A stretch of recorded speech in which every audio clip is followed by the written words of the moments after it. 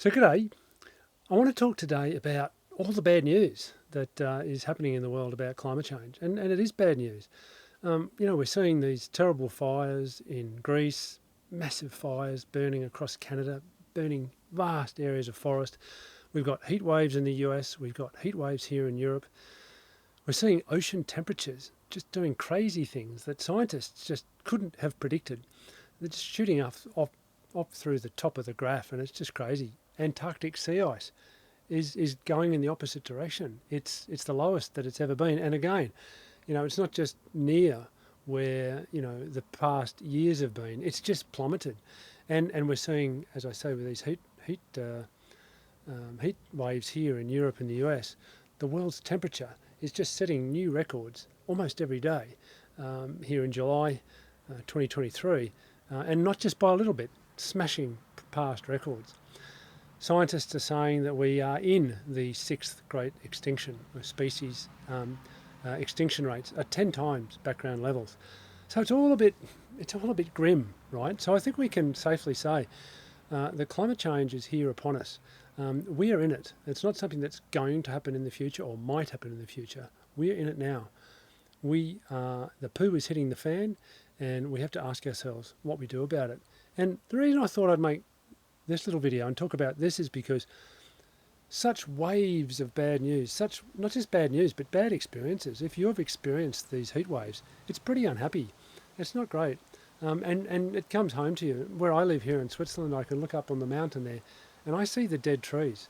The whole mountain is dotted with brown, dead and dying trees.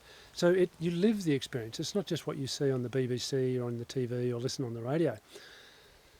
But the problem with such news is that it can overwhelm us. It can over-empower us and get us feeling like, oh, we're doomed.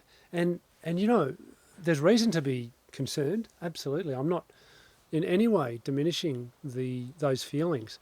And I understand them and I feel them at times myself.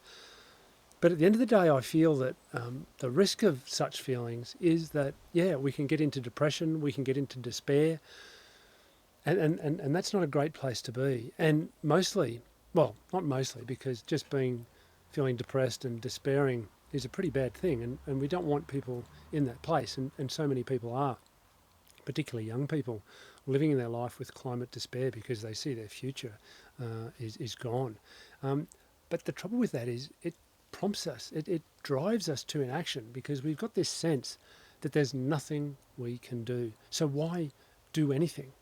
And my feeling is, as I've said in previous recordings, previous videos, is that if we don't do anything, we can almost be certain that we are heading to the abyss. We are heading to the abyss now, but if we don't do anything, we're just going to go straight over. And even if we do something, we may go straight over into the darkness, into the abyss.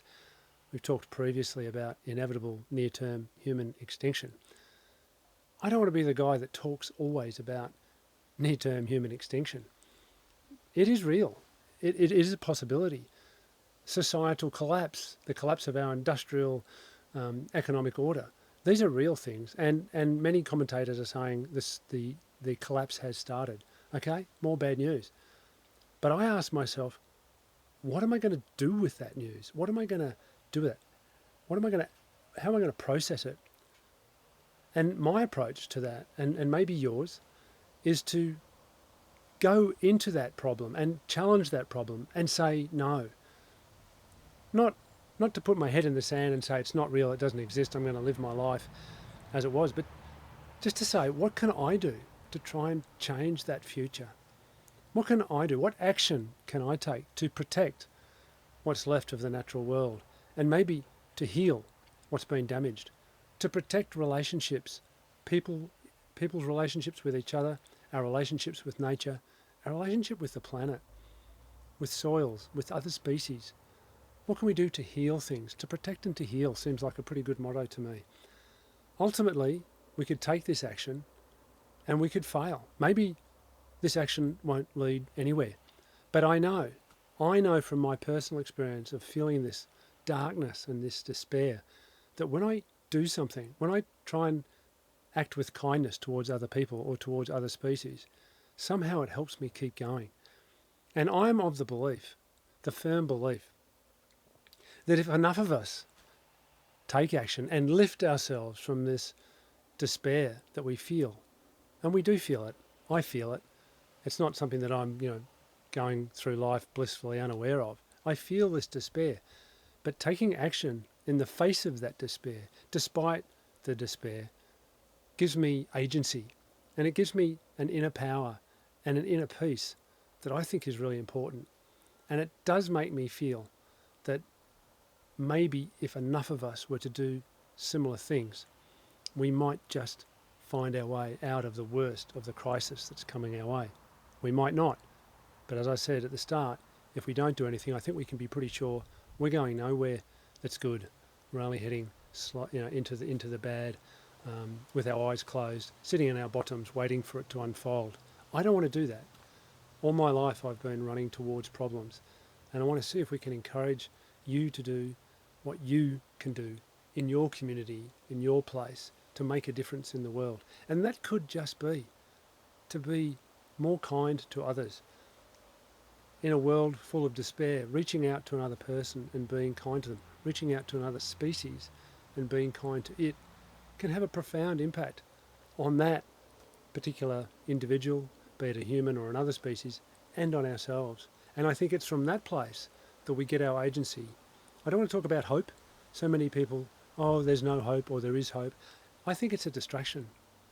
I think that if we have our own agency to be kind in the world, to be compassionate and to take action, we can do something and we can move through this crisis that's unfolding. Not unscathed, but we can do something. So that's my thought for the day. How do we grapple with this bad news that's unfolding around us? The world is burning. So many things are sort of heading in the wrong direction. Scientists are talking about crossing ecological thresholds. These are all real. Oh, that's the other thing I heard the other day. Because we pumped all the water out of the aquifers, underground aquifers for agriculture, we've tipped the Earth's surface 80 centimetres on its axis. And I'm like, what do you do with that? Right? What do you do with that? We can't magic up a solution, a technological solution to that. Right? But what we can do is to be kind to each other, other species too, and we can act in the world as though our demise would be an unjust fate. And so that's what I want to talk about today. I wanted to share that with you, my feelings of saying, yeah, I'm seeing all the bad news. I'm hearing all the bad news. I'm living some of the bad news. But I don't want to be passive about it. I want to take action about it. And I hope that this can give you some food for thought and help you with your concerns and your despair, and you can ask yourself, what can I do?